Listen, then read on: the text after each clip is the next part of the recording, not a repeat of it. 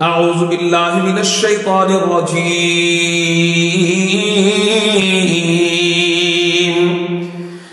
বিসমিল্লাহির রহমানির রহিম।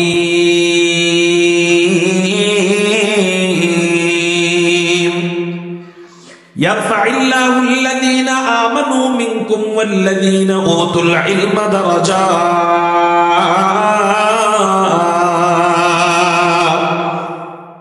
আল্লাহ পাক রব্বুল আলামিন বলেন, যারা ঈমান এনেছে এবং ইলম প্রাপ্ত হয়েছে, বলেন এখানে কয়টা গুণের কথা বলা হলো? দুইটা গুণ। এক নাম্বার যারা ঈমান আনলো, দুই নাম্বার যারা ইলম প্রাপ্ত হলো, অর্থাৎ ইলম অর্জন করে আলেম হলো। এই দুই গুণে গুণান্বিত বান্দা বান্দির জন্য আল্লাহ পুরস্কার রেখে দিয়েছেন। আল্লাহ পাক রব্বুল আলামিন বলেন, এই দুই গুণে গুণান্বিত যারা হবে, আমি আল্লাহ ইয়ারফা'িল্লাহুল্লাযীনা আমানু মিনকুম ওয়াল্লাযীনা উতুল ইলমা দারাজাত। এই দুই গুণে গুণান্বিত যারা হবে, আমি আল্লাহ তাদের সম্মান, তাদের শান, তাদের মান, তাদের মাকাম, তাদের মর্যাদা, তাদের আজমত, তাদের ইজ্জত, তাদের সম্মান বাড়িয়ে দেওয়ার জিম্মাদারি নিয়ে নিলাম। আল্লাহ আমাদেরকে এই দুই কাজের পুরস্কার দিবেন কি? সম্মান। জোরে বলেন, এই দুই পরিশ্রমের পারিশ্রমিক কি? সম্মান। আপনি মনে করতে পারেন, হুজুর এর চেয়ে দামি কোন জিনিস দিলে ভালো হইতো। সম্মান এটা আবার কেমন? এটা আবার কোন পুরস্কার হইল নি মিয়া। সম্মানের জন্য মানুষ কত কষ্ট করে। কেউ 5 বছর কষ্ট করে, কেউ 10 বছর কষ্ট করে, কেউ 16 বছর কষ্ট করে, তারপরেও সম্মান পায় না। পোলাপান 32 নাম্বার বাড়ি ভাঙ্গে, ঠিক না বেটি? সম্মানের জন্য কত কষ্ট করলো। প্রতিটা স্কুলের পাতায় পাতায়, পৃষ্ঠায় পৃষ্ঠায়, স্কুল কলেজের শিক্ষার প্রতিটা পৃষ্ঠায় পৃষ্ঠায় মুজিবের শিক্ষা শেখানো হইল। বাপকে বানাইতে চাইল জাতির পিতা, পোলাপান বানায় দিল জুতার পিতা। আবার আরেকটু যদি বাড়ায় বলি, পোলাপান বানায় দিল মুতের পিতা। যেখানে পায় ওখানে প্যান খুইলা পেশাব শুরু করে। তাহলে বলেন, সম্মান আল্লাহ যাকে দেয় না, বাবার শিক্ষা শিখায় সে সম্মান পায় না। সম্মান দেওয়ার মালিক আল্লাহ। চিৎকার দিয়া বলেন, সম্মান দেওয়ার মালিক কে? আল্লাহ যাকে সম্মান দিবে তাদেরকে জেলে নেওয়ার পরেও অসম্মানী করতে পারে না। হুজুরদেরকে জেলের মধ্যে নেয় অসম্মানী করার জন্য, কিন্তু হুজুরদেরকে দেখা মানুষ সালাম দেয়, সালাম, আসসালামু আলাইকুম মামুন সাহেব, হুজুর কেমন আছেন। ওরাও এখন জেলে যায়, ওদেরকে দেখা মানুষ সালাম দেয় না, ওদেরকে দেখা মানুষ পচা ডিম মারে, ঠিক না বেটি? তাহলে বলেন, সম্মান দেওয়ার মালিক কে? দুনিয়াতে সম্মানের জন্য আমি যতই কষ্ট করি, রাগ করবেন না, বোঝানোর জন্য বলি, সম্মানের জন্য আমি ডাক্তার হইলাম, কিন্তু আমার সম্মান শুধু হাসপাতালের এরিয়ার ভিতরে, হাসপাতালের বাইরে গেলে আর সম্মান পাওয়া যায় না। সম্মানের জন্য আমি ডাক্তার হইলাম, আমার সম্মান শুধু রোগীর কাছেই, রোগীর বাইরে গেলে আমি ডাক্তারের সম্মান পাই, আমি আর সম্মান পাই না। আমি সম্মানের জন্য ইঞ্জিনিয়ার হইলাম, আমার সম্মান শুধু বাড়ির নকশা করার সময়, নকশা করা শেষ, আমার সম্মান শেষ। কিন্তু মালিক এমন এক গুণের কথা কোরআনে জানায় দিয়েছে, এই গুণ যদি অর্জন করতে পারো বান্দা, আল্লাহ পাক রব্বুল আলামিন দুনিয়াতেও সম্মানী বানাবেন, আখিরাতেও সর্বোচ্চ সম্মানের শিখরে আল্লাহ পৌঁছে দিবে। সেই দুইটা গুণ কি? এক নাম্বার ঈমান। জোরে বলেন কি? বলেন, শিরিক মুক্ত ঈমান। কি মুক্ত ঈমান? 2 নাম্বার ইলম। জোরে বলেন, 2 নাম্বার কি? অহংকার মুক্ত ইলম। জোরে বলেন, 2 নাম্বার কি? অহংকার মুক্ত ইলম, আমল ওয়ালা ইলম, আমল ওয়ালা ইলম। ঈমান, শিরিক মুক্ত ঈমান। 2 নাম্বার আমল ওয়ালা ইলম। এই ইলম যদি আমি অর্জন করি, আল্লাহ পাক রব্বুল আলামিন আমাদেরকে দুনিয়াতেও সম্মানী বানাবেন, আখিরাতেও সম্মানী বানায় দিবেন। ঈমানের কথাটা আমরা আলহামদুলিল্লাহ কম বেশি সবাই জানি। আজকে ইলমের কথাটা বলি। মানুষ পূর্ণাঙ্গ সম্মান পেয়েছে, আল্লাহ মানুষদেরকে পূর্ণাঙ্গ সম্মানের অধিকারী করেছেন ইলমের বরকতে। জোরে বলেন, কিসের বরকতে? যেমন এই হেডলাইনটা মনে রাখবেন, মানুষদেরকে আল্লাহ পূর্ণাঙ্গ সম্মান দিয়েছেন কিসের বরকতে? এটা মনে থাকবে না এই লাইনটা। এবার আসেন আমরা একটু জানার চেষ্টা করি কোরআন হাদিস থেকে কিভাবে মানুষদেরকে আল্লাহ পূর্ণাঙ্গ সম্মান ইলমের বরকতে দিলেন। খেয়াল করেন, আমার পুরা বয়ান না শুনলে বয়ান বুঝবেন না, পুরাটা শুনবেন তো ইনশাআল্লাহ। বেশি সময় নেব না, অল্প সময়। আল্লাহ আপনাকে আমাকে বানানোর আগে, আব্বা জানা আদমকে বানানোর আগে, আল্লাহ আমাদেরকে বানানোর আগে সব মাখলুক বানাইলেন। আল্লাহ পাক রব্বুল আলামিন সমস্ত মাখলুক বানাইলেন।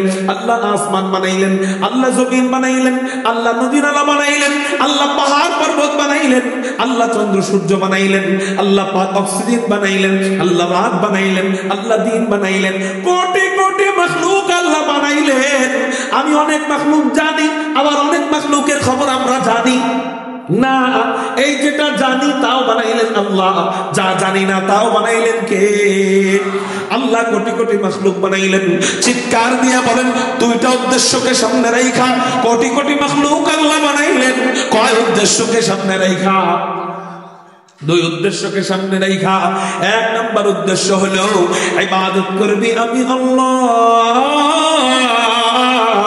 দুই নম্বর উদ্দেশ্য হলো খেদমত করবি, খেদমত করবি আমার বান্দা, আমার বন্ধু মানুষের।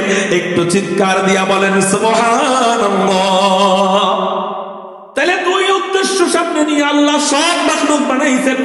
এক নম্বর উদ্দেশ্য ইবাদত করবি আমি আল্লাহ।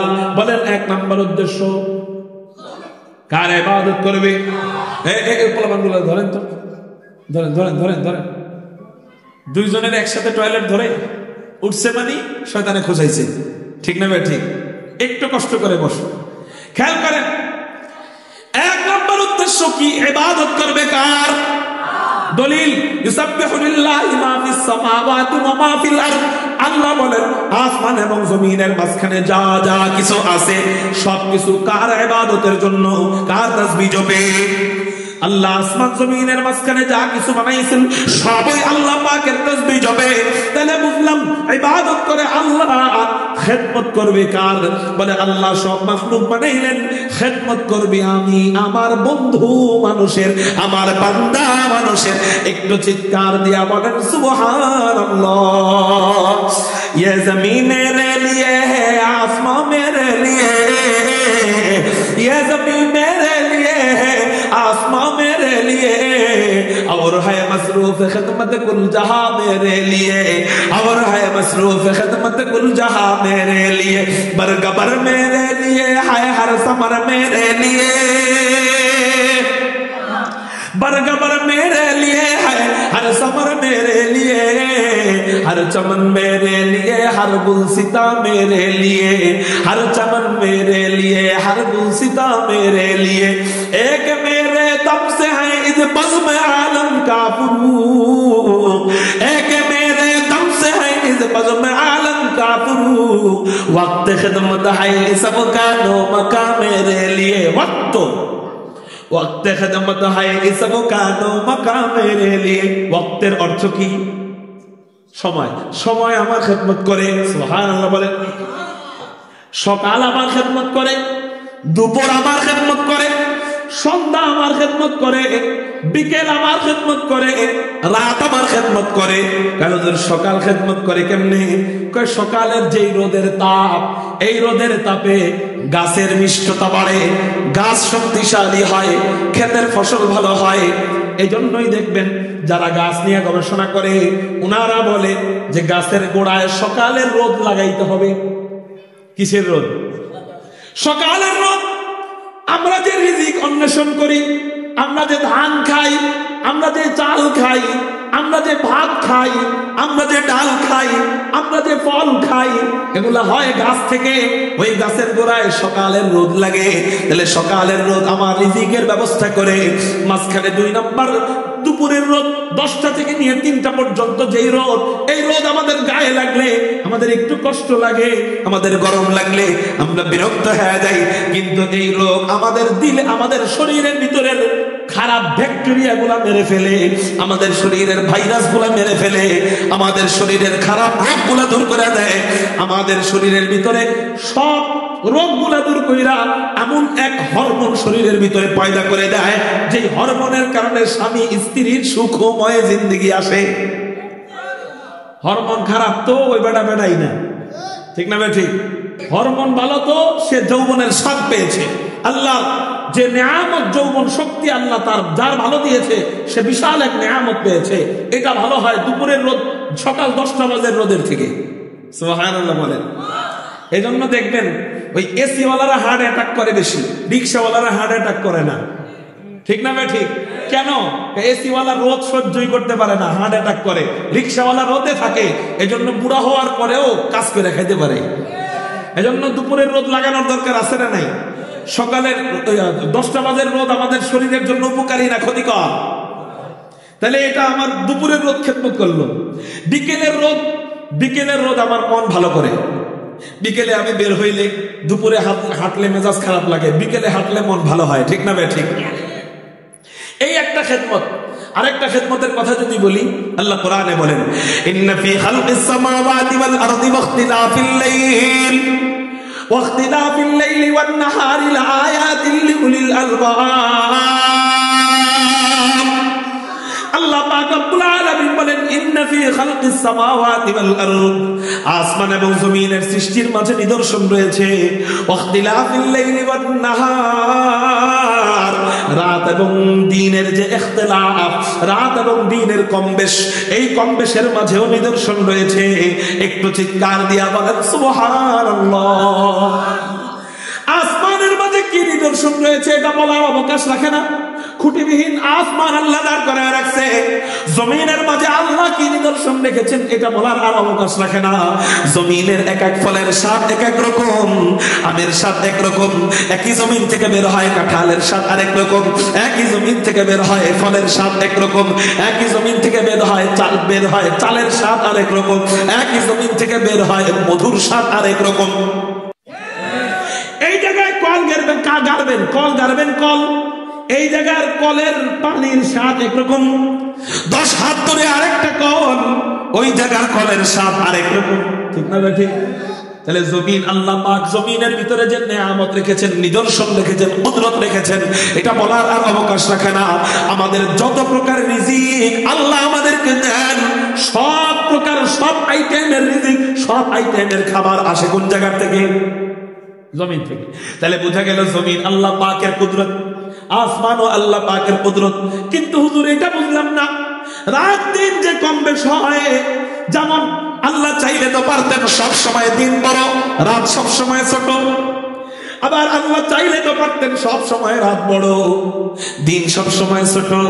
কিন্তু আল্লাহ কখনো রাত বড় দেয়, কখনো দিন বড় দেয়। আল্লাহ কখনো দিন ছোট দেয়, কখনো রাত ছোট দেয়। এটা কেন দেয়, কেন দেয়, কেন দেয়? এই উত্তর আমাদের অনেকেরই অজানা। কিন্তু আল্লাহ কোরআনের মধ্যে বলেন, এর মধ্যে জ্ঞানীদের জন্য নিদর্শন রয়েছে। লাআয়াতিল লিউলিল আলবাব। উলুল আলবাব কারা? জ্ঞানীরা।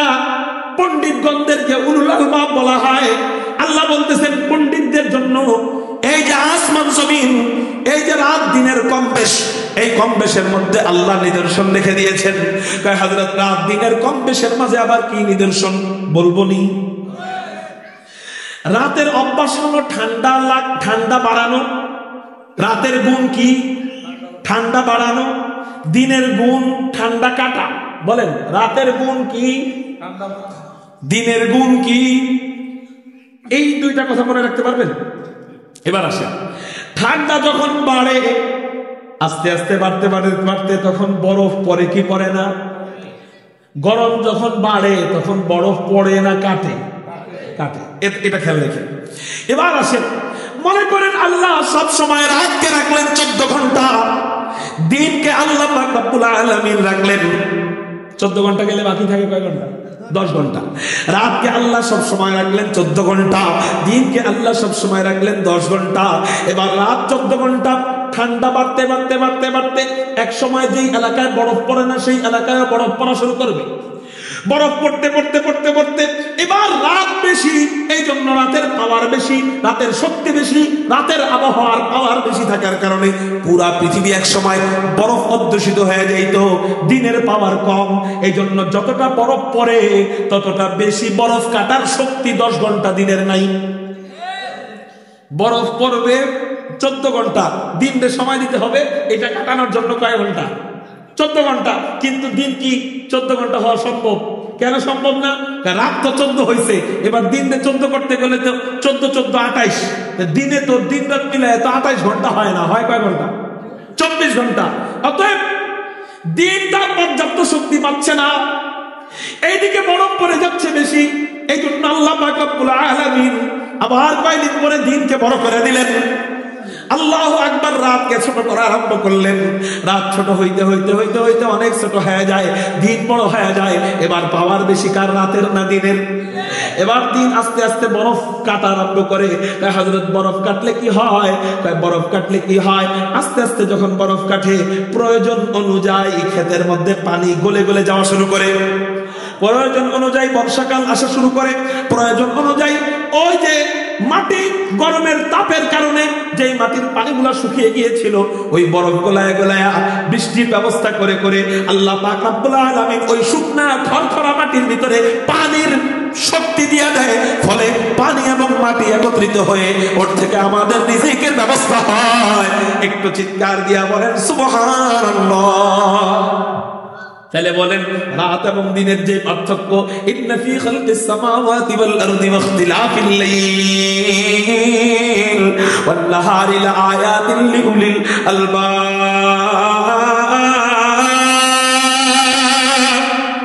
রাত দিনের যে পার্থক্য, এর মাঝেও আমাদের রিজিকের ব্যবস্থা আছে কিনা? এই তো বললাম রাত বড় হইলে কি ক্ষতি হবে। এখন আসেন, সব সময় যদি দিন বড় হইতো তাহলে রাত পর্যাপ্ত পরিমাণ বরফ ফালাইতে পারতো না। বরফ পড়ার আগেই দিন বরফকে কি করতো? কাটায় ফেলতো।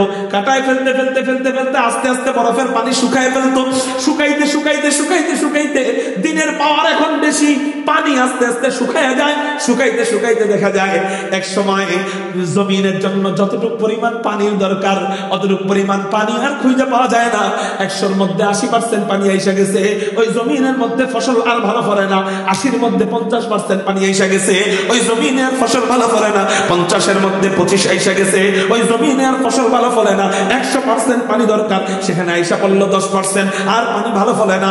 100% পানি দরকার, সেখানে দিন বড় হওয়ার কারণে, রোদের তাপ বেশি হওয়ার কারণে পানি শুকাইতে শুকাইতে এবার শূন্যে আইসা গেছে। বলেন আমরা খাবার পাবো কিনা? না খেয়ে মরতে হবে কিনা? কয় আল্লাহ এই জন্য কখনো রাত বড় কখনো দিন বড়। আল্লাহ এই ইখতিলাফ, এই বড় ছোটর যে ভেদাভেদ, এটা আল্লাহ দিয়া আমাদের রিজিকের ব্যবস্থা করে দিয়েছেন। একটু চিৎকার দিয়া বলা যায় না সুবহানাল্লাহ?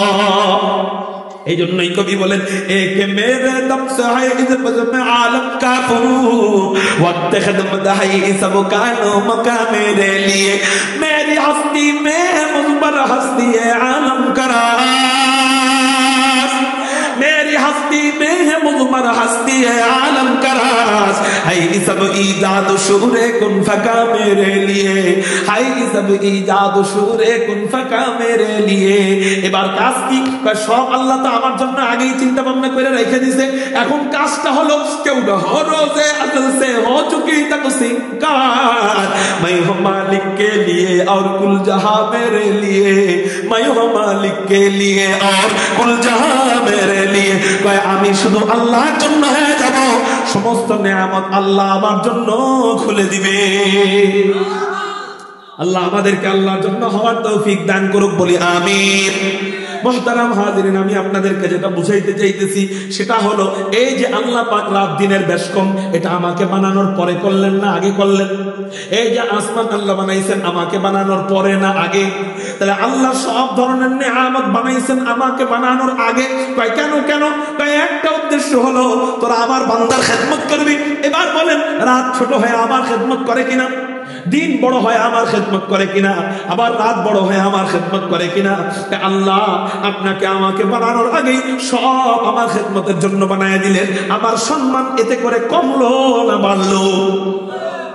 তাহলে আমরা পেয়ে গেলাম এক নম্বর সম্মান পাইলাম। আল্লাহ আমাকে বানানোর আগেই আমার আপনার খেদমতের জন্য সব মাখলুক বানাইছেন, এক নম্বর সম্মান পাইলাম।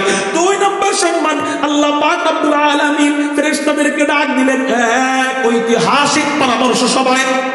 কি সভায়? এক ঐতিহাসিক পরামর্শ সভায় আল্লাহ ফেরেশতাদেরকে ডাক দিয়ে বললেন, ফাইয ক্বালা রাব্বুকা লিল মালাইকাতি ইন্নী জাইলুন ফিল আরদি খলিফা। আল্লাহ পাক রব্বুল আলামিন পরামর্শ সভায় ডাক দিয়া মানুষকে বানানোর প্রস্তাব পেশ করলেন। কাদেরকে বানানোর? এখনো মানুষ বানায় নাই, বানানোর প্রস্তাব পেশ করলেন। এখানে আল্লাহ আরেকটা সম্মান আমাদেরকে দান করলেন। ও মানুষ, নিজেকে নিজে চিনলা না, এই জন্যই তো এত দামি দেহকে জাহান্নামের দিকে ঠেলা দাও। আজকে ইনশাআল্লাহ আমরা নিজেদের দাম জানবো, বলেন ইনশাআল্লাহ। আল্লাহ আসমান বানাইলেন, কোনো পরামর্শ করেন নাই। জমিন বানাইলেন, পরামর্শ করেন নাই। নদী নালা বানাইছেন, পরামর্শ করেন নাই। আল্লাহ নিজের আরশে আজিম বানাইছেন, কোনো পরামর্শ করেন নাই। আর জান্নাত বানাইছেন, কোনো পরামর্শ করেন নাই। সাত জাহান্নাম বানাইছেন, কোনো পরামর্শ করেন নাই। কিন্তু ও বান্দারে, তোমাকে আমাকে বানাইতে যাইয়া আল্লাহ পরামর্শ করলেন কেন? তার মানে আল্লাহ কি পরামর্শের কোনো প্রয়োজন আছে? পরামর্শের দরকার কার? যিনি সিদ্ধান্তহীনতায় ভুগে যে আমি এটা করলে সঠিক হবে না বেঠিক হবে। আরে আল্লাহ তো সিদ্ধান্তহীনতায় ভুগেন না। আল্লাহ যা করেন তাও ভালোর জন্য, যা করেন না তাও ভালোর জন্য। তাহলে আল্লাহর পরামর্শ করার কেন তো জরুরত হয়ে গেল? আল্লাহর কোনো জরুরত না। ও বান্দা, আমি আল্লাহ সমস্ত মাখলুকদের কাছে তোদের শান, তোদের মান, তোদের মাকাম, তোদের আজমত, তোদের ইজ্জত, তোদের মর্যাদা সবার কাছে বাড়ানোর জন্য আমি আল্লাহ পরামর্শ সবার আয়োজন করেছি। একটু চিৎকার দিয়া বলেন সুবহানাল্লাহ। বলেন আল্লাহ পরামর্শ করলেন আল্লাহর জন্য না আমাদের জন্য? আল্লাহর দাম তো আছেই, আল্লাহর দাম বাড়ানোর জন্য ওখানে কোনো পরামর্শ করা হয় নাই। আমার আপনার দাম সব মাখলুকদের কাছে বাড়ানোর জন্য পরামর্শ করলেন কে? পাইলাম কয়টা সম্মান? 2টা। আগে পাইছিলাম একটা, এখন পেয়ে গেলাম কয়টা? 2টা। 3 নাম্বার সম্মান, একটা শুনবেন আর একটু মিলাইবেন, দেখবেন দুনিয়ার আর কাউকে আল্লাহ এমন সম্মানিত করেছেন কিনা। 3 নাম্বার সম্মান, আল্লাহ পাক রব্বুল আলামিন ফেরেশতাদের কাছে আমাদের ব্যাপারে যেই প্রস্তাব পেশ করলেন, প্রস্তাবনার সময় একটা শব্দ প্রয়োগ করলেন আল্লাহ বললেন, ও ফেরেশতারা, ইন্নী জাইলুন ফিল আরদি খলিফা, আমি জমিনে আমার প্রতিনিধি বানাইতে চাই। সুবহানাল্লাহ। আল্লাহ বলতে পারতেন আমি জমিনে মানুষ বানাইতে চাই। আল্লাহ বলতে পারতেন আমি জমিনে আমার বান্দা বানাইতে চাই। আল্লাহ বলতে পারতেন আমি জমিনে মাখলুক বানাইতে চাই। আল্লাহ এটাও বলতে পারতেন আমি জমিনে আশরাফুল মাখলুকাত, সৃষ্টির মধ্যে সবচেয়ে শ্রেষ্ঠ সৃষ্টি বানাইতে চাই। কিন্তু আল্লাহ পাক রব্বুল আলামিন মাখলুকও বললেন না, আশরাফুল মাখলুকও বললেন না, বান্দাও বললেন না, মানুষও বললেন না, গোলামও বললেন না। আল্লাহ পাক রব্বুল আলামিন ডাইরেক্ট বলে দিলেন আমি আমার প্রতিনিধি বানাইতে চাই। এবার আপনারা আমাকে বলেন, কেউ যদি কাউকে প্রতিনিধি বলে সম্বোধন করে, আপনি কি বুঝবেন ওই ব্যক্তিটা তার থেকে অনেক দূরের সম্পর্কের কারণে প্রতিনিধি বললো না কাছের সম্পর্কের কারণে প্রতিনিধি বললো? তাহলে বুঝেন, আল্লাহ আমাদেরকে শব্দ দিয়ে বুঝায় দেয়, ও বান্দারা তোরা আমি আল্লাহর প্রতিনিধি। এই জন্যই তো প্রতিনিধিরা কাছাকাছি থাকে। আল্লাহ চান আমরা যেন আল্লাহর কাছাকাছি থাকি। আমাদেরকে আল্লাহ এই জন্যই আমাদের জন্য যে জান্নাত রেখে দিয়েছেন, ওই জান্নাতের নাম জান্নাতুল ফিরদাউস। ওই জান্নাতের স্বাদ হলো ডাইরেক্ট আল্লাহ পাকের আরশে আজিম। একটু চিৎকার দিয়া বলেন সুবহানাল্লাহ। আমরা যে জান্নাতে যেই ঘরে আমরা আমাদের খাস কামরায় থাকবো, এই খাস কামরার ভিতরে 4টা দরজা আছে। চিৎকার দিয়া বলেন কয়টা দরজা? এই 4টা দরজা আল্লাহ দিয়ে দিয়েছেন। একটা দরজা দিয়ে আমরা জাহান্নাম দেখতে পারবো। 2 নম্বর দরজা দিয়ে আমাদের কাছে ফেরেশতারা আসবে, যাবে, অনুমতি নিয়ে আসবে, অনুমতি নিয়ে ঢুকবে। 3 নম্বর দরজা আমাদের কাছে জান্নাতি বিবিরা, জান্নাতি হুরুল মানরা আসবে, যাবে, অনুমতি নিয়ে ঢুকবে, অনুমতি নিয়ে আসবে। জান্নাতের আরেকটা দরজা আছে, এই দরজা হলো 4 নম্বর দরজা। এই দরজা কোন দরজা? জান্নাতীরা জান্নাতে যাওয়ার পর আল্লাহ বলবেন, ও জান্নাতীরা, আমি আমার নিয়ামত তোমাদেরকে যা যা দেওয়ার ওয়াদা করেছিলাম সব সুন্দর মতো পাইছো কিনা? একদল জান্নাতি বান্দা বলবে, আল্লাহ না, সব তো পাই নাই। আল্লাহ বলবে, কি বলো তোমরা, সব পাও নাই মানে?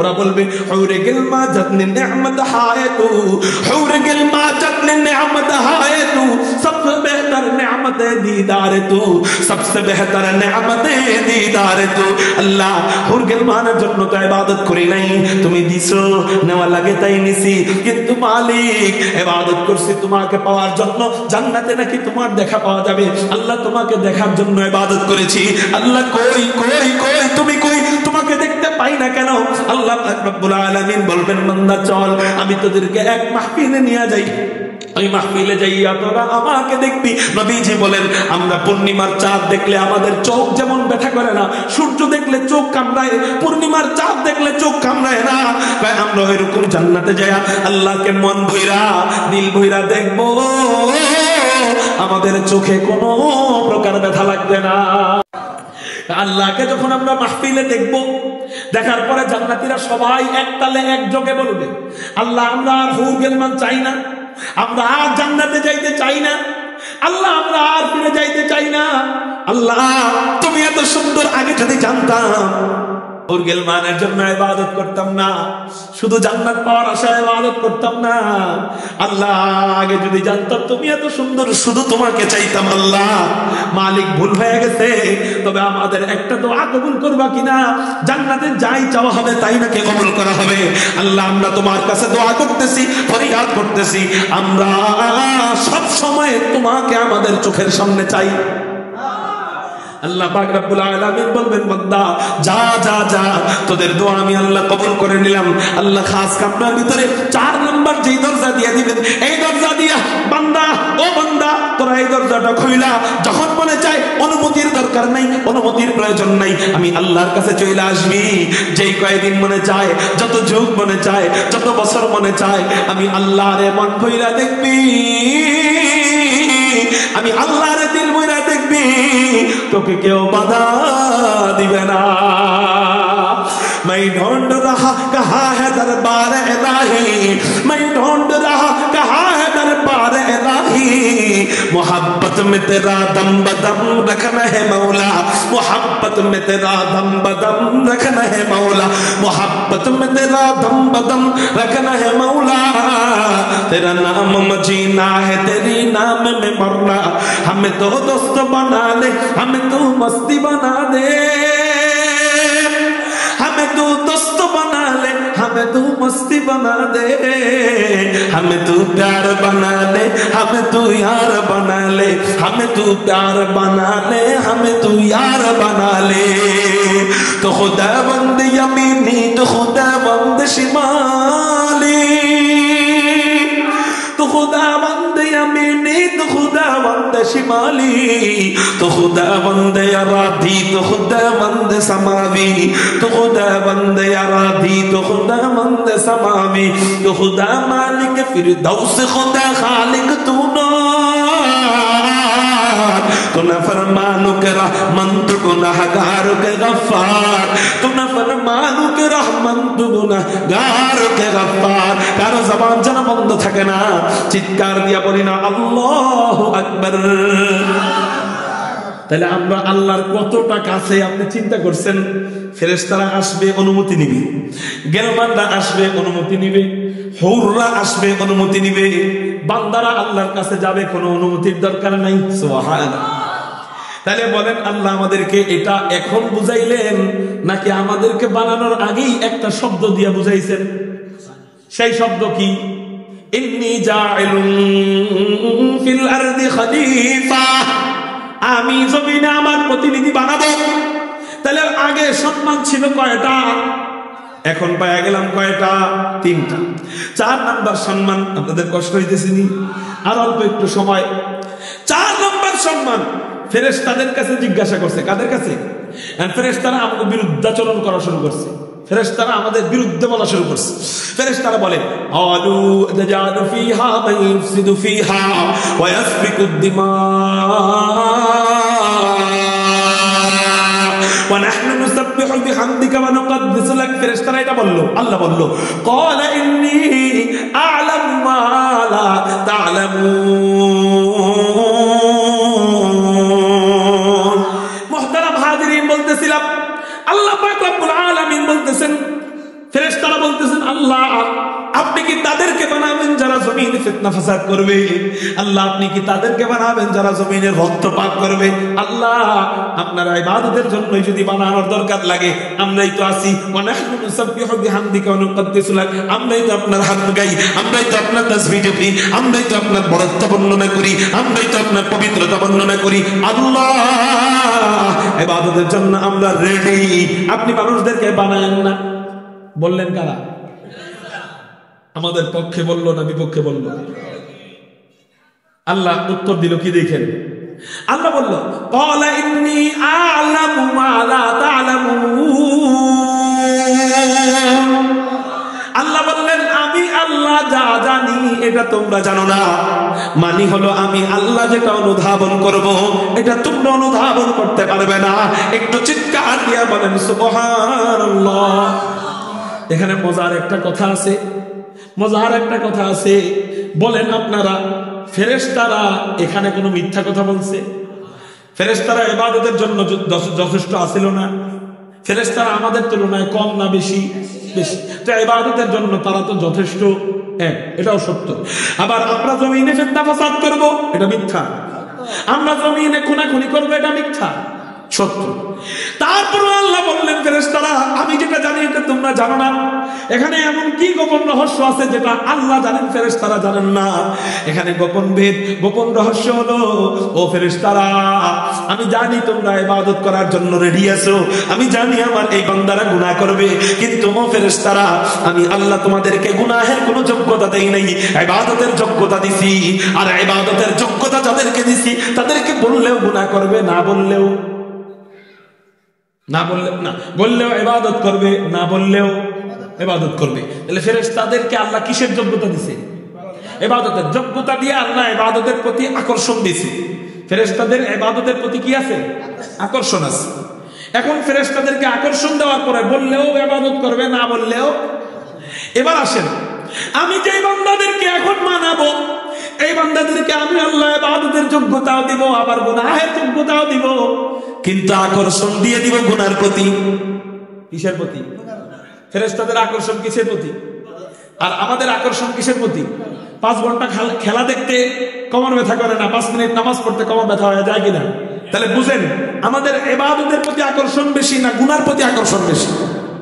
খেয়াল করেন। আল্লাহ বলেন ও ফেরেশতারা তোমাদের গুনার প্রতি আকর্ষণ নাই, আবার গুনাহের যোগ্যতাও নাই, অতএব তোমরা বললেও আমার ইবাদত করবা, না বললেও আমার ইবাদত করবা, কিন্তু আমি যেই বান্দাদেরকে বানাবো এই বান্দাদেরকে গুনার যোগ্যতাও দিব, আবার আকর্ষণও গুনার দিব। অতএব এই যোগ্যতা এবং আকর্ষণ দুটোটা থাকার পরেও আমার যেই বান্দা বান্দি গুনাহকে লাথি দিয়া আমার ইবাদতে পইরা থাকবে,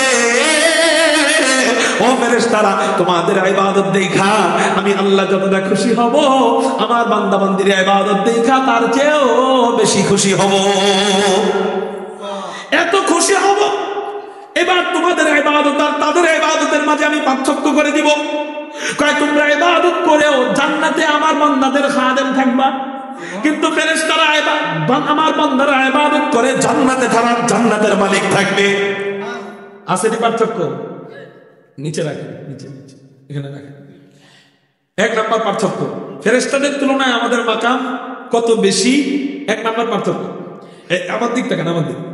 2 নম্বর পার্থক্য, আল্লাহ বলতেছেন কোরআনে ফাযকুরুনি আযকুরুকুম ওয়াশকুরুনি ওয়ালা তাকফুরুন। আল্লাহ বলতেছেন ও আমার বান্দারা তোরা আমার নামের জিকির কর, আমি আল্লাহ তোদের জিকির করব। তোরা আমার জিকির করলে আমি আল্লাহ তোদের জিকির করব।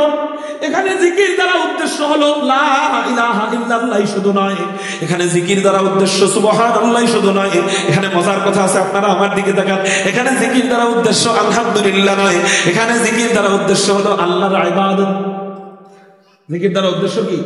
নামাজ পড়াও, নামাজ পড়াও আল্লাহর জিকির কিনা? জিকির শব্দের অর্থ হলো স্মরণ। কার স্মরণ? তো নামাজ পড়া আল্লাহর স্মরণ কিনা? আমরা এখানে বসছি কার স্মরণে? আল্লাহর স্মরণে। তো আমার বান্দারা তোরা আমাকে স্মরণ করবি, আমি আল্লাহ তোদের স্মরণ করব। মানে তোরা আমার ইবাদত করবি, আমি আল্লাহ তোদের জিকির করব। তোরা আমার নামের জিকির করবি, আমি আল্লাহ তোদের নামের জিকির করব। এবার আসেন, ফেরেশতারা সুবহানাল্লাহ বলে, কিন্তু আল্লাহ ফেরেশতাদের সুবহানাল্লাহর জবাব আল্লাহ ফেরেশতাদের নামের জিকির করে না। ফেরেশতারা জিকির করলে আল্লাহ ফেরেশতাদের নামের জিকির করে না। জিবরাইল যদি জিকির করে আল্লাহ জিবরাইল জিকির করে না। মিকাইল যদি জিকির করে আল্লাহ মিকাইল জিকির করে না।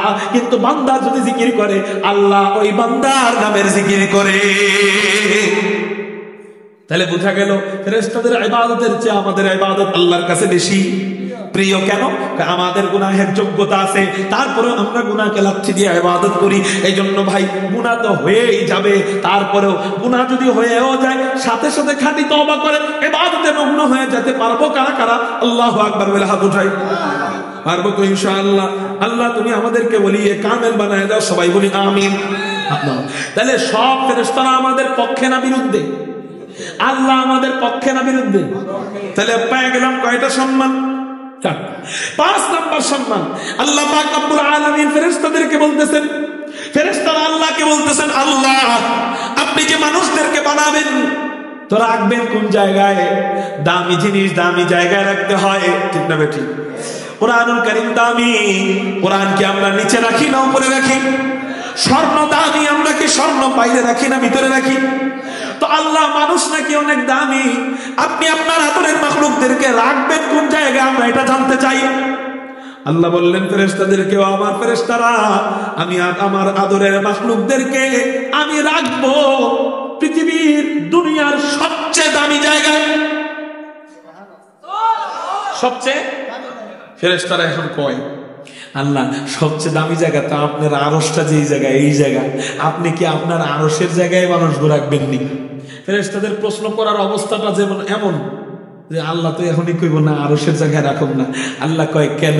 আমার বান্দাদেরকে যদি আমার আরশের জায়গায় রাখি তোমাদের কি কোনো সমস্যা আছে? সুবহানাল্লাহ বলেন, কত মজার কথা।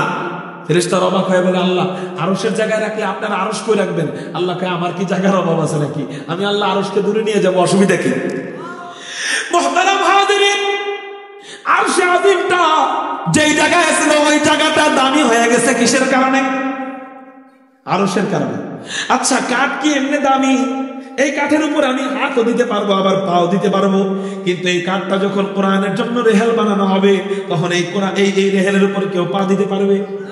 সাথে সাথে পা লাগা গেলে আমরা কি করি? চুমু দিই, সম্মান দেখাই, ঠিক না বেটি? তাহলে এমনি কাঠ দামি না, কিন্তু কোরআন রাখার কারণে এই জায়গাটা কি হয়ে গেল?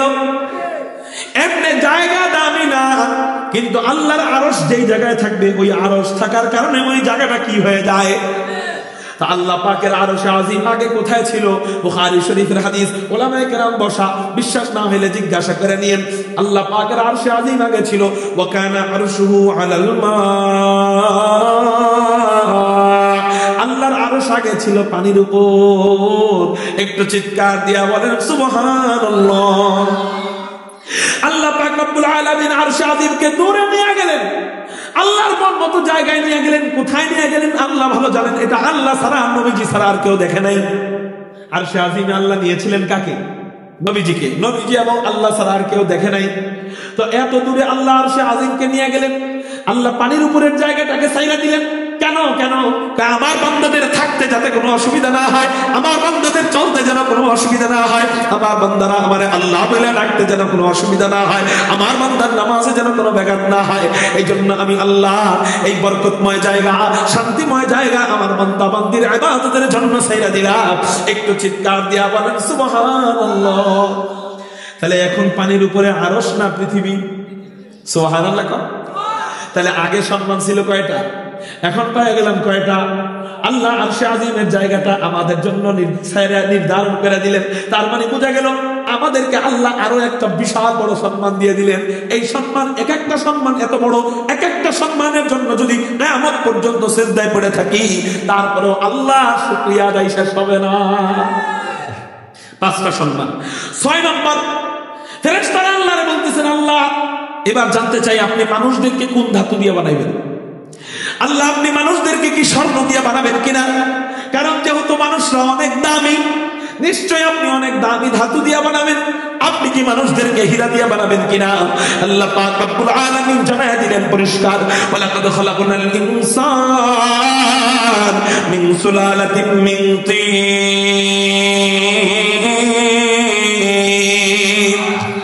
আমি মানুষদেরকে মাটি দিয়ে বানাবো। একটু চিৎকার দিয়া বলেন সুবহানাল্লাহ। এখানে যদিও আমার টাইম বাইন্দা দিছে, আমার পরের মেহমান আছে না, আচ্ছা যদিও আমার টাইম বাইন্দা দিছে, কিন্তু আমাকে যদি শুরুতে বল, আচ্ছা তাহলে সংক্ষিপ্ত ভাবে ব্যাখ্যাটা করি, মনোযোগ দিয়ে শুনবেন, খুব মনোযোগ। আল্লাহ পাক রব্বুল আলামিন প্রশ্ন আমাদের, আল্লাহ আমাদেরকে স্বর্ণ দিয়া বানাইলে আমাদের অনেক দাম বাড়ানো হইতো, ঠিক না ঠিক? আল্লাহ আমাদেরকে হীরা দিয়া বানাইলে আমাদের অনেক দাম বাড়ানো হইতো, ঠিক না ঠিক? আল্লাহ আমাদেরকে মণিমুক্তা দিয়া বানাইলে আমাদের দাম বাড়ানো হইতো, কিন্তু হযরত আল্লাহ আমাদেরকে মাটি দিয়া বানাই আবার দাম বাড়াইলো কেমনে বুঝলাম না। থাক লাগবে না, লাগবে না, বন্ধ করে। মাটি দিয়ে কেমনে দাম বাড়াইলো এটা আমরা বুঝলাম না। হুজুর একটু বুঝাই দিলে ভালো হয়, কি বলেন? বুঝাবো? হীরা দিয়া, আচ্ছা বলেন আপনারা, মাটির কেজি বেশি দামি না হীরার কেজি বেশি দাম? হীরার কেজি দামে বেশি। তো আল্লাহ আমাদেরকে হীরা দিয়া বানাইলে আমাদের সম্মান বুঝানো হইতো, মাটি দিয়া বানাই আমার সম্মান বুঝাইলো কেমনে? এটার উত্তর মুফাসসিরিনে কেরাম তাফসীরের কিতাবের মধ্যে কেমনে দেয় দেখেন। ওই যে 5 নম্বর আল্লাহ আরশে আজিমকে কি করলেন? দূরে নিয়ে গেলেন। এবার বলেন জমিনের জীবন আছে না নাই? পানির জীবন আছে না নাই? দলিল দলিল, ইউসাব্বিহু লিল্লাহি মা ফিস সামাওয়াতি ওয়া মা ফিল আরদ। পানি আল্লাহ পাকের তাসবিহ জপে, তো পানির জীবন আছে। আল্লাহ যখন আরশে আজিমকে দূরে নিয়ে গেলেন, পানি কান্না আরম্ভ করে দিল, আল্লাহ তোমার আরশ আগে কাছাকাছি পাইতাম, আল্লাহ এখন আর আরশকে কাছে পাই না। কই তুমি চইলা গেলা? কত দূর চইলা গেলা?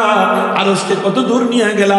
আল্লাহ রে তোমার আরশ কত সুন্দর, তুমি কত সুন্দর, এখন আর দেখা পাই না, কোথায় তোমার আরশ?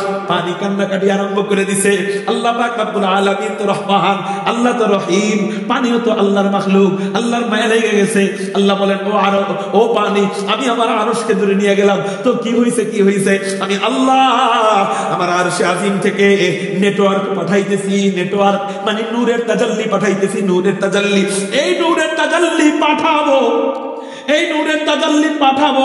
নূরের তাজাল্লি কেমন এটা জানি না, জান্নাতে গেলে জানা যাবে, এটা দেখি নাই এজন্য জানি না। আপনারা বলতে পারবেন ছায়া কেমন? মুখ দিয়ে বলা যায়? এটা দেখলে বোঝা যায়। তা আল্লাহর নূরের তাজাল্লি কেমন? এটা মুখে বলা যাবে না, দেখলে বোঝা যাবে। তো আল্লাহর নূরের তাজাল্লি কেমন? ওটা আল্লাহ জানে কেমন। এই নূরের তাজাল্লি ও পানি তোদের বরাবর আমি ফেলতেছি, এই নূরের তাজাল্লিকে তোরা দেখবি, এই নূরের তাজাল্লিকে দেখা আমি আল্লাহকে দেখার, আমার আরশকে দেখার তৃষ্ণা নিবারণ করবি। একটু চিৎকার দিয়া বলেন সুবহানাল্লাহ। আল্লাহ কাকে সান্ত্বনা দিলেন? পানি। সান্ত্বনা দেওয়ার পর এবার আল্লাহ ভাই খেয়াল করেন, নূরের তাজাল্লি ফেললো, ফেলানোর পর পানি নূরের তাজাল্লিকে দেখতে আসে, আইসা একটা করে চুমু দেয়। কি দেয়? না আমরা তো মুখ দিয়ে চুমু দেই, ওরা তো, ওদের তো মুখ টুক নাই, ওরা আইসা কি খায়? বাড়ি খায়। কি খায়? বাড়ি খায়। ডান দিক থেকে আইসা বাড়ি খায়, বাম দিক থেকে আইসা বাড়ি খায়, পিছন দিক থেকে আইসা বাড়ি খায়, সামনের দিক থেকে আইসা বাড়ি খায়। আল্লাহ কয় ও পানি, তোদের এই যে চুমু দেওয়ার সিস্টেম আমি আল্লাহর কাছে এত মজা লাগছে, আগামীতে তোরা এই জায়গায় থাকবি না, আমি আল্লাহ তারপরেও তোদের এই চুমুর সিস্টেমকে জিন্দা রাখবো।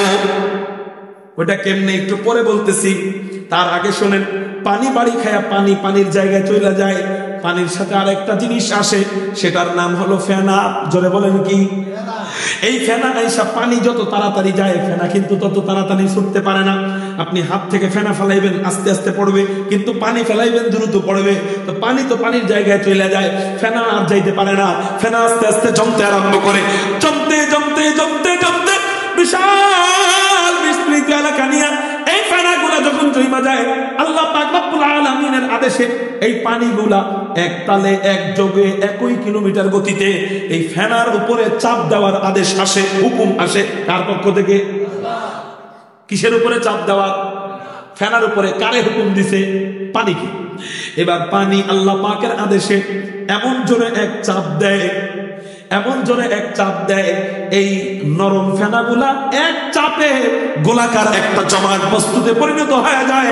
ওই জমাট বস্তুই হলো আমাদের এই জমিন, পৃথিবী। একটু চিৎকার দিয়া বলেন না সুবহানাল্লাহ। এবার আসেন বিজ্ঞান কি কয়। আপনারা আজকে বাড়িতে যায় বিশ্বাস না হইলে গুগলে সার্চ দিবেন পৃথিবী কোথার থেকে আসলো, বিজ্ঞানের মতামত কি। বিজ্ঞান মাটি পরীক্ষা নিরীক্ষা কইরা বিজ্ঞান বলে কোটি কোটি বছর আগে এই মাটির উপরে কোনো কিছু আঘাত করা হয়েছিল। এই মাটির উপরে কিছু আঘাত করার পর অনেক বড় এক বিস্ফোরণ হয়েছে। এই বিস্ফোরণের পর পৃথিবী তৈরি হয়েছে, বলতেছে কে? কিন্তু বিজ্ঞান তো আল্লাহরে মানে না, এই জন্য ওরা এর উপরে যাইতে পারে নাই। এই বিস্ফোরণ হয়েছে এই পর্যন্ত যাইতে পারছে। আমরা বলি আসসালামু আলাইকুম, সেলুট তোমাদের, ধন্যবাদ তোমাদের, তোমরা ইসলামটারে আরো সত্যতা যাচাই করার জন্য আরো সহজ করে দিলাম। তোমরা বললাম বিস্ফোরণ পর্যন্ত, কিন্তু আমরা বলবো এক হাতে তালি বাজাইতে পারে? তালি বাজাইতে কয় হাত লাগে? তো এক হাতে তালি বাজে না। বিস্ফোরণ এমনি হয় না, কোনো কিছুর ধাক্কা লাগে। অতএব ওই বিস্ফোরণ পৃথিবী বিস্ফোরণের পর তৈরি হয়েছে। তোমাদের কথা সত্য। এবার কেন বিস্ফোরণ হইল এটার উত্তর ইসলামের থেকে নিয়ে নাও। আল্লাহর হুকুমে ওই পানিকে আদেশ দিয়েছিল যে আঘাত করতে, ওই আঘাতের পর বিশাল এক বিস্ফোরণ হয়। এরপরেই আল্লাহ এই পৃথিবীর জন্ম দেয়। একটু চিৎকার দিয়া বলেন সুবহানাল্লাহ। ওই বিস্ফোরণ থেকে আল্লাহ পৃথিবীর অস্তিত্ব বের করে দেয়। তাহলে বিজ্ঞানের কথাও আমাদের নবীজির কথার সাথে মিলে যায়, ঠিক না বেঠি? এবার আসেন, এই পৃথিবীর উপরের চামড়াকে বলা হয় আদিম। এই আদিম উপরের চামড়াকে দিয়ে আল্লাহ আব্বাজান আদমকে বানাইলেন। জোরে বলেন সুবহানাল্লাহ। এখন আপনার প্রশ্ন, হযরত আল্লাহ আমাদেরকে স্বর্ণ দিয়ে না বানাইয়া মাটি দিয়ে বানাইলেন কেন?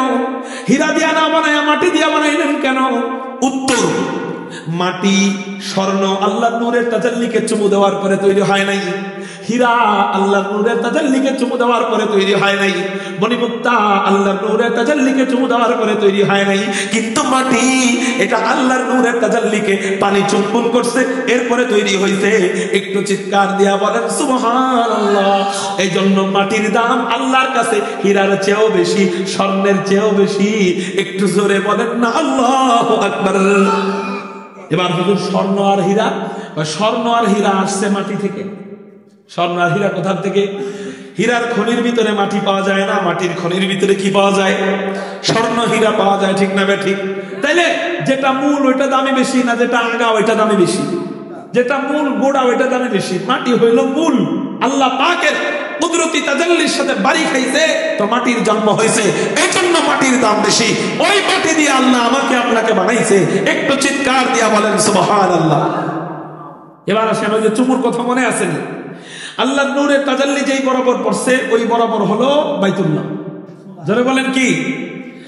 এই জন্য মদিনায় যাইবেন চুমুর কোনো মাসআলা নাই, কোরআন পড়বেন চুমুর কোনো মাসআলা নাই, মুনাজাত করবেন চুমুর কোনো মাসআলা নাই, নামাজ পড়বেন চুমুর কোনো মাসআলা নাই, সিজদা দিবেন চুমুর কোনো মাসআলা নাই, আপনার কবর জিয়ারত করবেন চুমুর কোনো মাসআলা নাই, মদিনায় যাইবেন চুমুর কোনো মাসআলা নাই, যাকাত দিবেন চুমুর কোনো মাসআলা নাই, রোজা রাখবেন চুমুর কোনো মাসআলা নাই।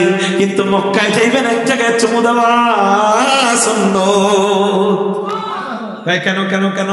ওই পানির সুন্নতকে আল্লাহ মানুষের মাধ্যমে জিন্দা রাখছেন এক বেহেশতি পাথর দিয়ে। একটু চিৎকার দিয়া বলেন সুবহানাল্লাহ। তাহলে আল্লাহ আমাদেরকে স্বর্ণ দিয়া বানাইলে বেশি সম্মানিত করতেন না মাটি দিয়া বানানোর পর বেশি সম্মানিত করলেন? তাহলে আগে সম্মান ছিল কয়টা, এখন পেয়ে গেলাম কয়টা? এই 6টা পর্যন্ত মোটামুটি ব্যাখ্যা করছি। আর যে 2-3টা আছে এটার কোনো ব্যাখ্যা নাই, শুধু তর্জমা বলবো, শুধু মতন বলবো খুব মনোযোগ দিয়া।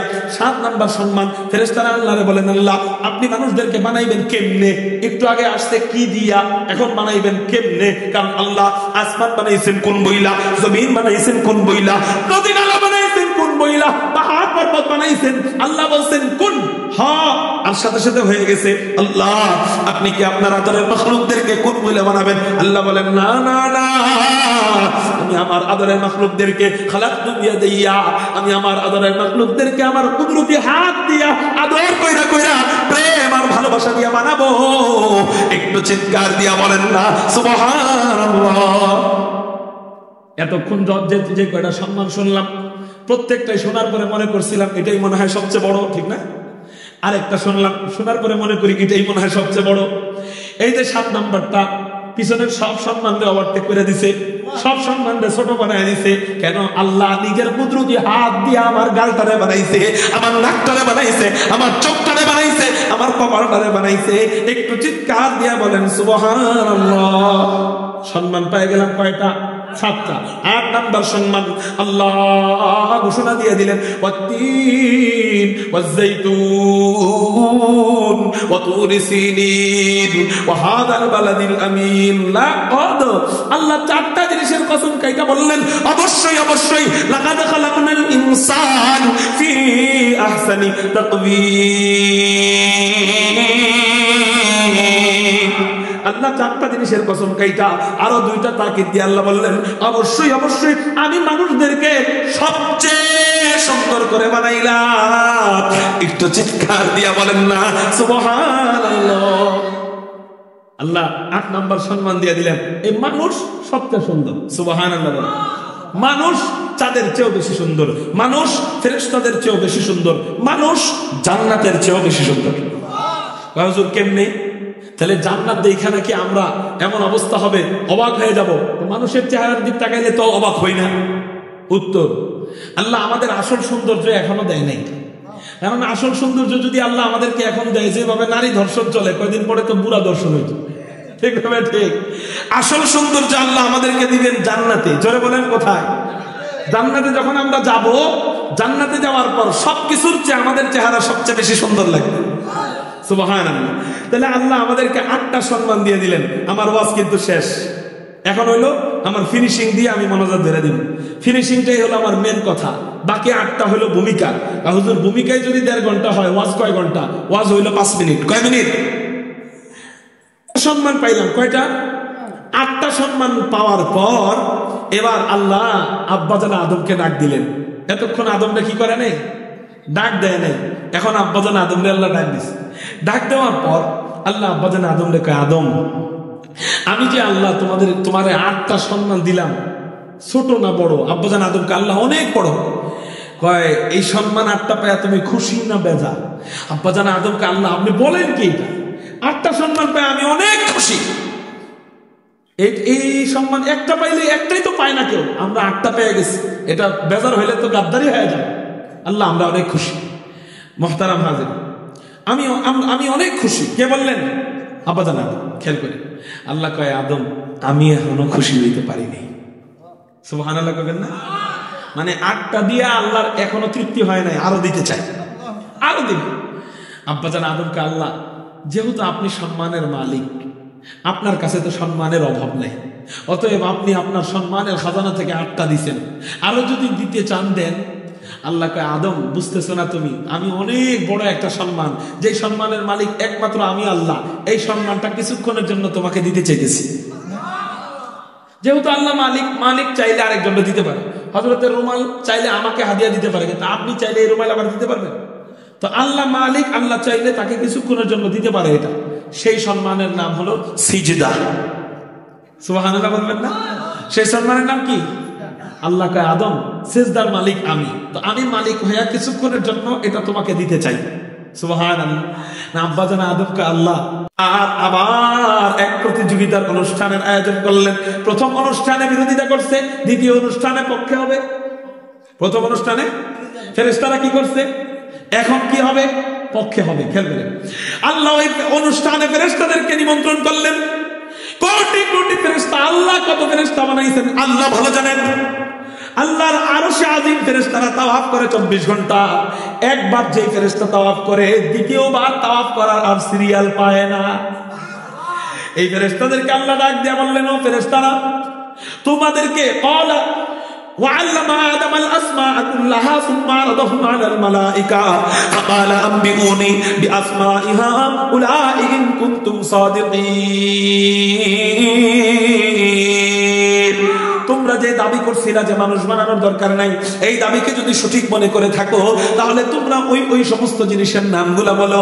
ফেরেশতারা এবার একজন সামনে আসে, নাম বলে, নাম বলতে বলতে বলতে বলতে নামের ইলম শেষ। আরেকজন সামনে আসে, নাম বলতে বলতে বলতে বলতে নামের ইলম শেষ। আরেকজন সামনে আসে, নাম বলতে বলতে বলতে বলতে নামের ইলম শেষ। আপনি চিন্তা করেন একজন ফেরেশতা কত নাম জানে? এরকম সব ফেরেশতারা নাম বলতে কয়েক কোটি যুগ গেছে, আল্লাহ ভালো জানে।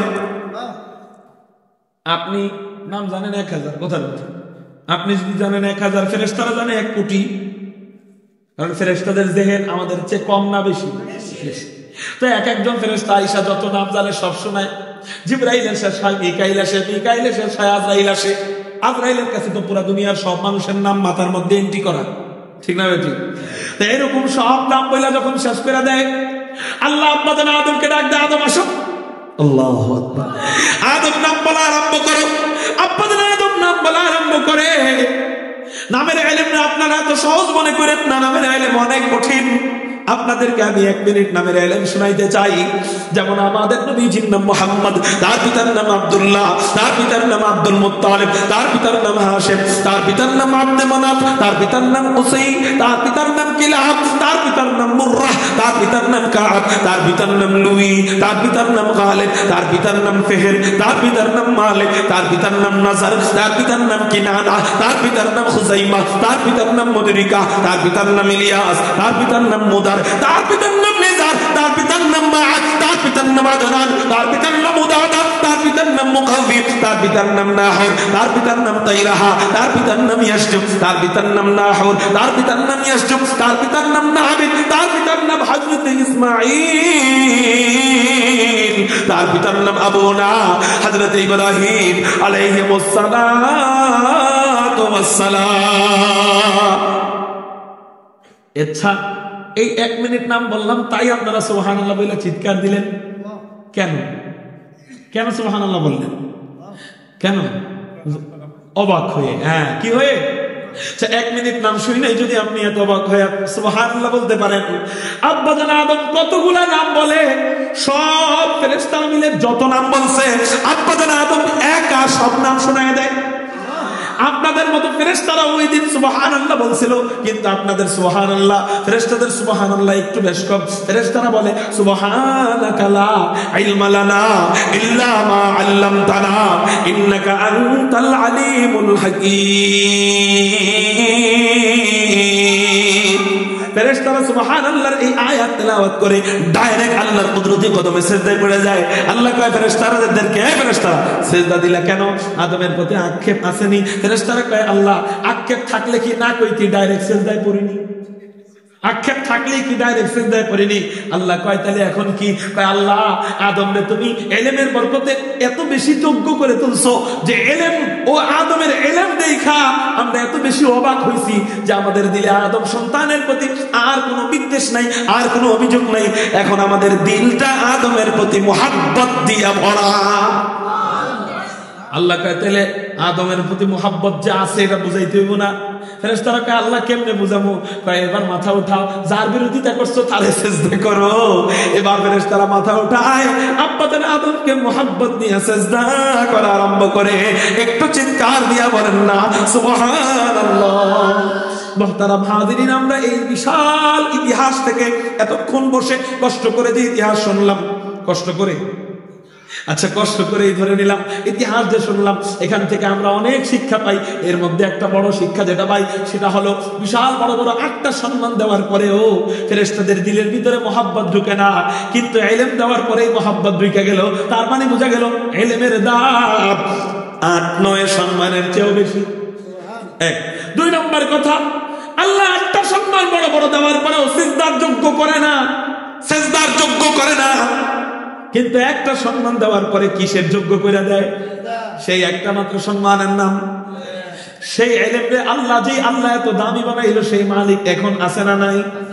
আমি যদি আমার একটা সন্তানকে হাফেজ আলেম বানাই, ওই সন্তানকে আল্লাহ দামি বানাবে না? কত দামি বানাবে। এখন যদি আমার হাফেজ সন্তানের, আমার আলেম সন্তানের দাম বলতে যাই, ফজর হয়ে যাবে ভাই, আর সময় নিব না। দুইটা হাদিস বলে আমার বয়ান শেষ। আমি যদি আমার সন্তানকে হাফেজ বানাই, নবীজি বলেন মান ক্বারাআ হারফাম মিন কিতাবিল্লাহি তাআলা ফালাহু আজরু হাসানাত, মান ক্বারাআল কুরআনা ফাস্তাযহারাহু ফাআহাল্লা হালালাহু ওয়া হাররামা হারামাহু আদখালাহুল্লাহুল জান্নাহ ওয়া শাফাআহু ফি আশরাতিন মিন আহলি বাইতিহি ক্বাদ ওয়াজাবাত লাহুমুন নার। নবীজি বলেন একজন হাফেজকে আল্লাহ কমপক্ষে 10 জন জাহান্নামীকে সুপারিশের অনুমতি দিয়ে দিবে। গেল হাফেজ, এবার আলেম। ইলমের বরকতে ওই আলেমের এমন দাম, ইউশাফাউ ইয়াউমাল কিয়ামতি সালাসাতুন, হাশরের ময়দানে 3 প্রকার ব্যক্তিকে আল্লাহ সুপারিশের অনুমতি দিবেন। তিরমিজির হাদিস। 1 নাম্বার আল আম্বিয়া, 2 নাম্বার সুম্মাল উলামা, 3 নাম্বার সুম্মাশ শুহাদা। এই 3 গ্রুপের মধ্যে 1 নাম্বার গ্রুপ নবীগণ, 2 নাম্বার গ্রুপ আলেমগণ। এবার খেয়াল করেন, আলেমগণ আল্লাহর কাছে তার মুহাব্বতের বান্দাবান্দির ব্যাপারে, মুহাব্বতের মানুষদের ব্যাপারে আলেমগণ সুপারিশ করার অনুমতি পাবে, বললেন নবীজি সুবহানাল্লাহ। এবার আপনি একটু খেয়াল করেন, আমি আপনাদেরকে যে আদেশ দিব আপনারা মানবেন নি।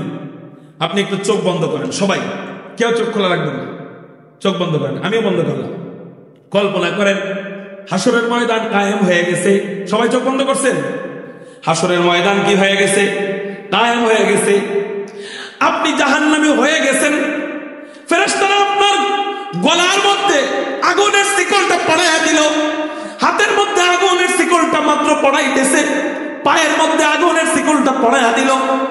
বইটা কল্পনা করেন, এখনই আপনাকে টাইনা টাইনা জাহান্নামের দিকে নিয়ে যাওয়া হবে।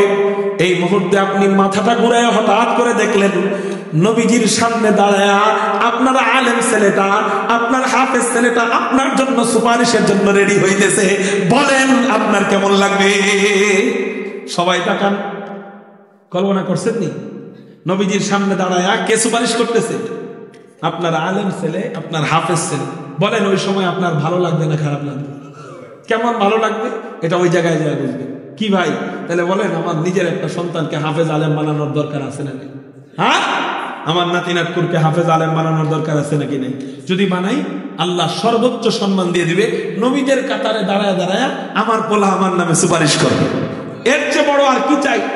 দুনিয়াতে ফকির হয়ে থাকলেও আখিরাতে যদি জান্নাত চাই, জান্নাত পাই সন্তানের উসিলায়, তাহলে তার কোনো দুঃখ থাকার কথা না, ঠিক না বেঠিক? এজন্য কারা কারা রাজি আছেন আমাদের ছেলেদেরকে, আমাদের মেয়েদেরকে ইনশাআল্লাহ আমরা হাফেজ, হাফেজা, আলেম, আলেমা বানাবো? আল্লাহু আকবার বলে 2 হাত আল্লাহর দিকে রাজি আছেন ইনশাআল্লাহ? আল্লাহ তুমি কবুল করো। যেই কয়টা কথা বললাম, আল্লাহ আমাদের সবাইকে আমল করবার তৌফিক দান করুক, আমিন।